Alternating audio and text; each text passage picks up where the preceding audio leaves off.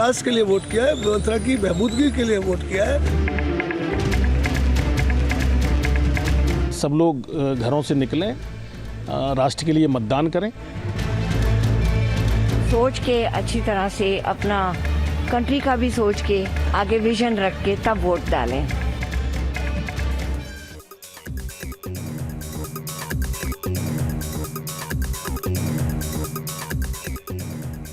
तो क्या पश्चिम से ही निकलेगा सत्ता का सूर्योदय, और इसीलिए 58 सीटों पर बीजेपी की अग्नि परीक्षा जारी है, क्योंकि एंटी इनकम्बेंसी भी है, कोरोना काल भी झेला है, कुछ लोगों के शिकवे शिकायतें भी हैं और नए गठबंधन भी हैं। तो इस सब के बीच में बीजेपी कहां खड़ी है, क्या बाइपोलर लड़ाई है, और क्या इस सब में दलित वोट बैंक जो है क्या वो साइलेंट वोटर होकर किसी का खेल बिगाड़ सकता है, तमाम पहलुओं को हम एनालाइज कर रहे हैं यहां पर।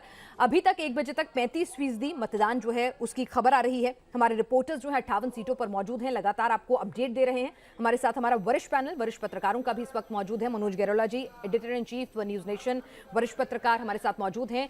वरिष्ठ पत्रकार NK सिंह जी भी हमारे साथ मौजूद हैं और वरिष्ठ पत्रकार राहुल देव जी भी हमारे साथ मौजूद हैं। गाजियाबाद चलते हैं, हमारे साथ हमारे संवाददाता हिमांशु इस वक्त जुड़े हुए हैं। अगर हम बात करें हिमांशु, नोएडा गाजियाबाद की, हालांकि कुछ लोग कह रहे हैं कि नोएडा में इस बार लड़ाई जो है वो काफी दिलचस्प हो रही है। गाजियाबाद की सीटों की स्थिति अगर हम आपसे जानना चाहें क्या है और कैसा है वोटर टर्नआउट और क्या है मुद्दे?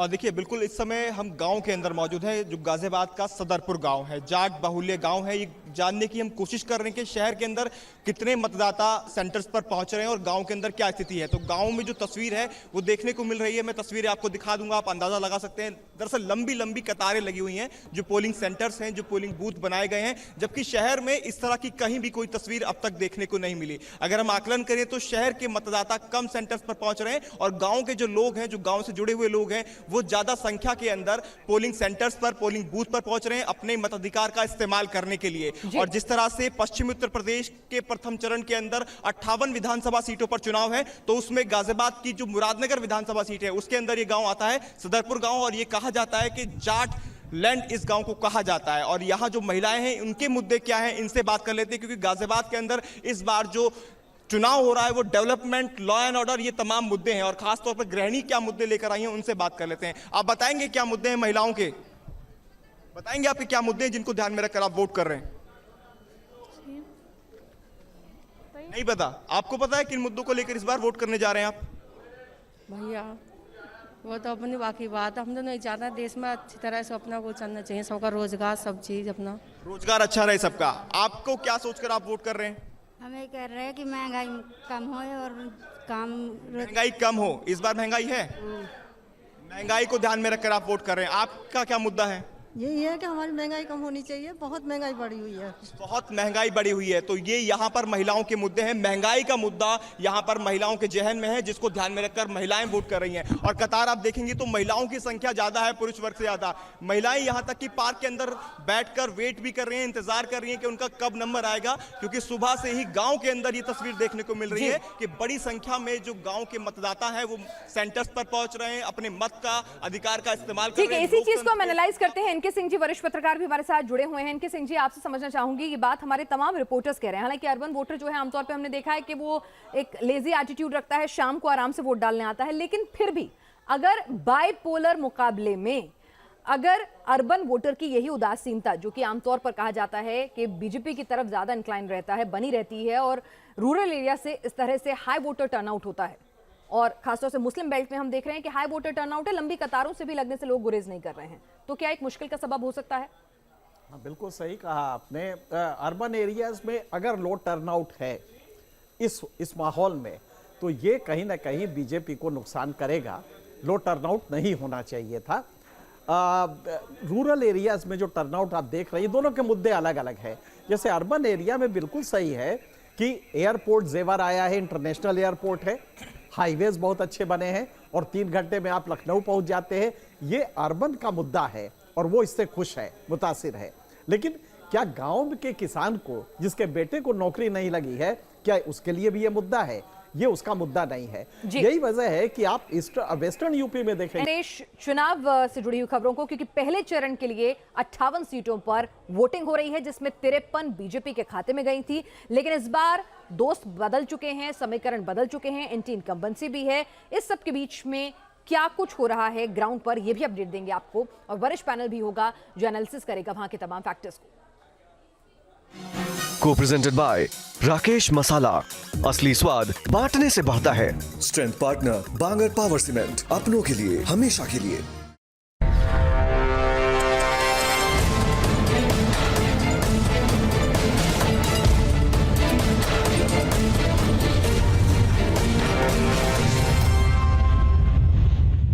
चलो इस बीच आपको बता दें कि उत्तर प्रदेश में 1 बजे तक जो पहले चरण का मतदान हो रहा है, 35% वोटिंग हुई है। रूरल एरिया से ज्यादा वोटिंग की खबरें आ रही हैं। जाटलैंड में बम्पर मतदान हुआ है। जेवर, मेरठ में करीब 40% मतदान की खबरें आ रही हैं और ग्रामीण इलाकों से लोग जो है मतदान के लिए ज्यादा बाहर आ रहे हैं।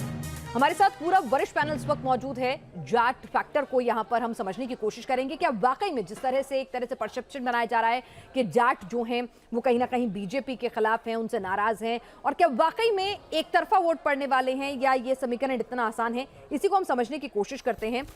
मनोज जी, 113 सीटों पर अगर कहा जाए तो टोटल पश्चिमी उत्तर प्रदेश की अगर पहले चरण दूसरे चरण को मिला लें, 113 सीटों पर ही प्रभुत्व माना जाता है जाटों का, और उसमें से सिर्फ 25 सीटें हैं जहां पर 18% से ज्यादा जाट वोटर मौजूद हैं। यानी कि पूरे उत्तर प्रदेश में 1.5% और 25 सीटों पर 18% से ज्यादा की तादाद, और उसमें भी जाट जो है बीजेपी से नाराज हो सकते हैं, लेकिन जयंत चौधरी अभी भी उनके लिए सर्वमान्य नहीं है और समाजवादी पार्टी उनका नेचुरल अलायंस नहीं है।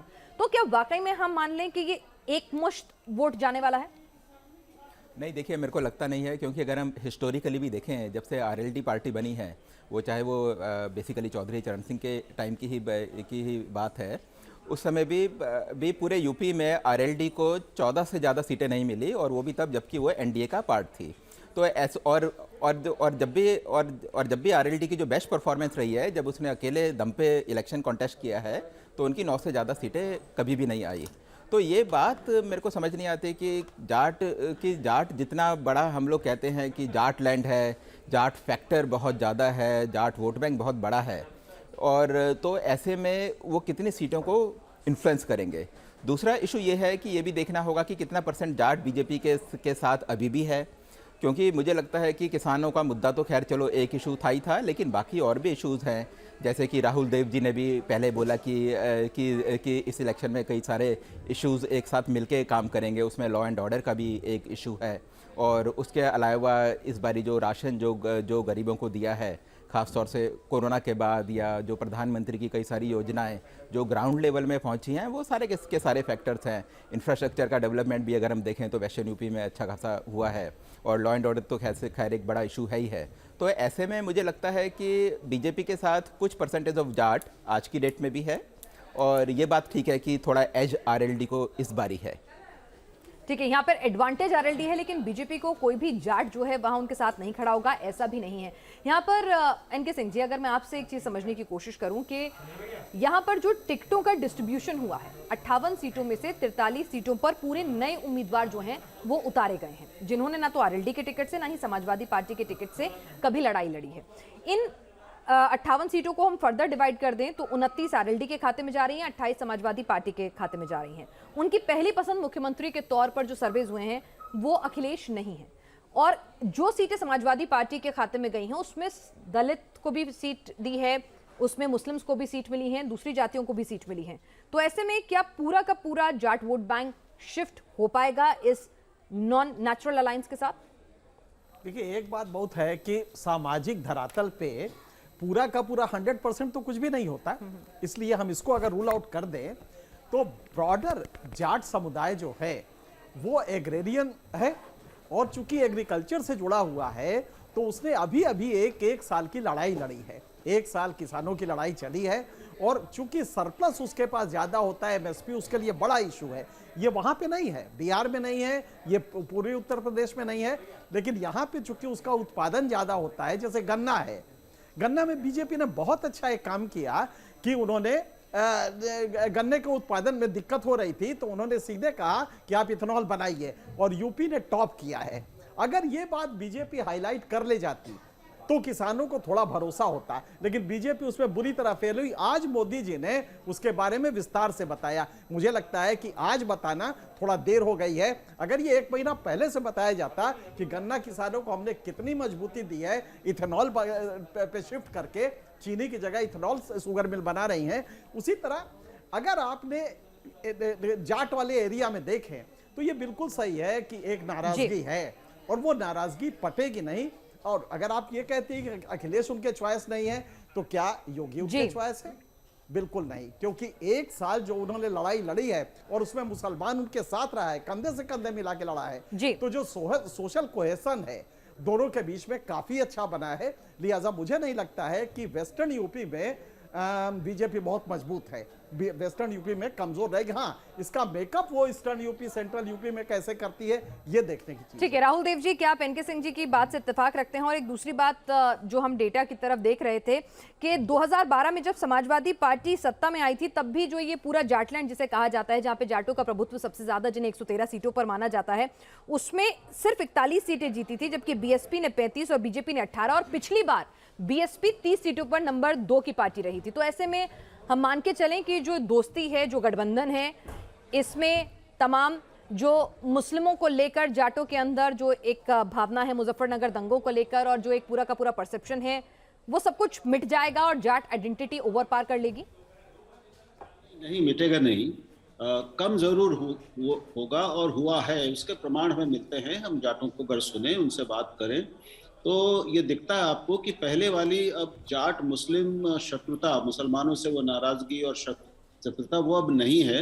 और अब एक बार फिर से उनको ये समझ में आ रहा है कि दोनों में काफ़ी संपूरकताएं हैं, कॉम्प्लीमेंटरिटीज़ हैं, और वो कायम रही है बहुत दशकों तक। जो टूटी थी उस 2013 के दंगों में, तो वो वापस धीरे धीरे उधर लौटे हैं। पूरी तरह नहीं हुआ है, पूरी तरह कुछ भी नहीं होता। वो ठीक कह रहे हैं इनके सिंह जी कि 100% कुछ नहीं होता।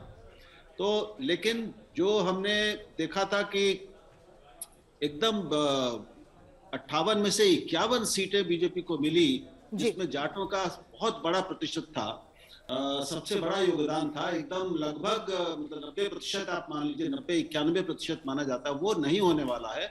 उसको आप 50-50 माने या 60-40 माने, लेकिन वो बटेगा जरूर, और कुछ बीजेपी के साथ रहेंगे, लेकिन वापस आरएलडी के पास और सपा के पास उस पुराने मुस्लिम जाट गठबंधन की ओर जाट काफी बड़ी संख्या में लौटे हैं। तो ये बटेगा, इसलिए ये एक तरफा लहर वाला चुनाव हमें कहीं भी नहीं दिखने वाला है, किसी भी जाति में नहीं, किसी भी उपजाति में नहीं, किसी एक वर्ग में नहीं।